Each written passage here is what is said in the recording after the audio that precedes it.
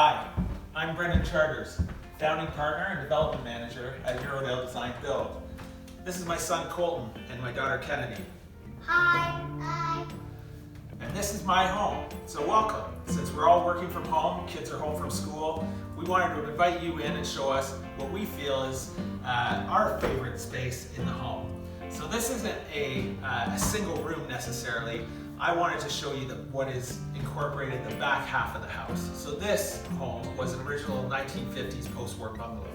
We gutted it, topped it up, threw the bedrooms upstairs. The space you're viewing from right now used to be a bedroom.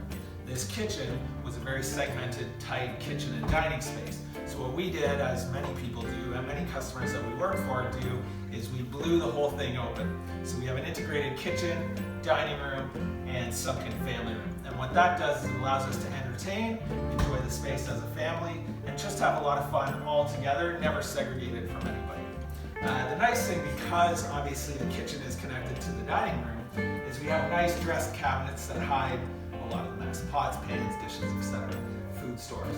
Nice solid surface counters, tie integrated to the backsplash, stain resistant, very durable, especially with kids.